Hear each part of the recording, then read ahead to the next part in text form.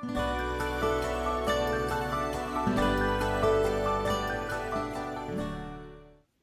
everyone, it is March the 26th. Going around and speaking, I have the great privilege of meeting lots of amazing people.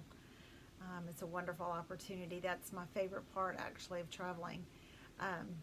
And I would do more travel if I could just go and speak and then come right back home. It's hard. The travel part of what I do is hard. But what makes up for the difficulty of being away from my family and just the hassle of airports and all that is having the opportunity to meet really amazing people. I don't mean famous people. I've met famous people before. I mean just amazing people. And recently I was in a little town of about 250 people, actually. And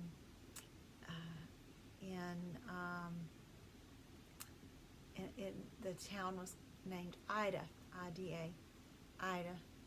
And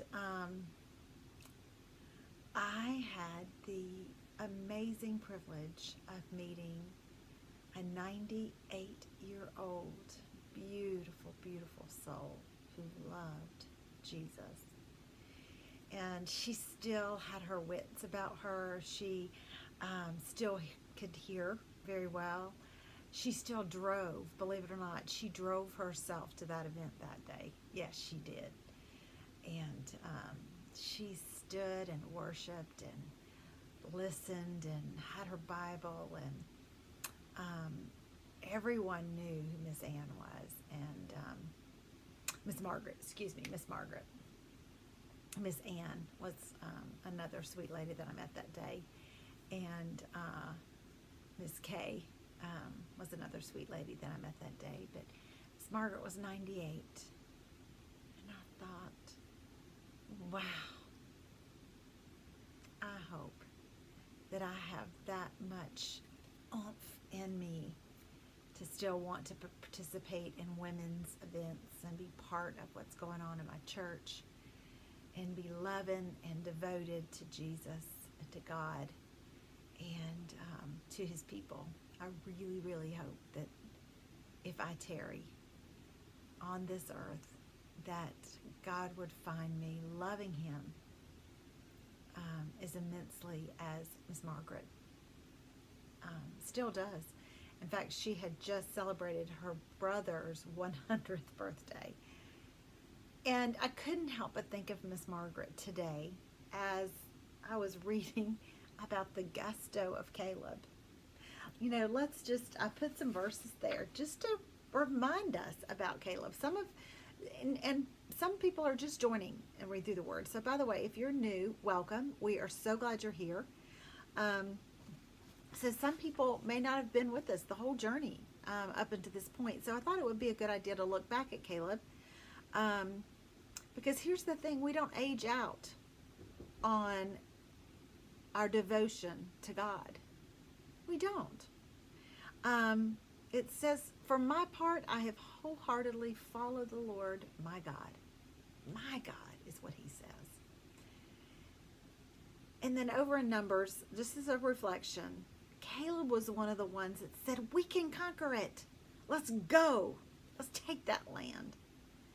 He and Joshua were actually ones that tore their clothes in grief when the other 10 spies said, no, we can't do that. And he says, let's go.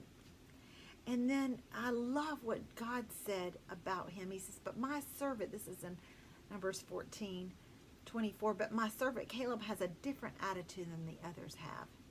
He has remained loyal to me. So I will bring him into the land he explored. His descendants will possess their full share of that land. And then we read in Joshua 15, Caleb, 85, drove out the 3 groups. Remained loyal to me. That's what I want, is age-old devotion. loyal to my God. And I want that to be said of me. Wholehearted, I just put a couple, put the definitions for wholehearted there. The definition for wholehearted and interesting, earnest. I found that word interesting, so I put that definition as well.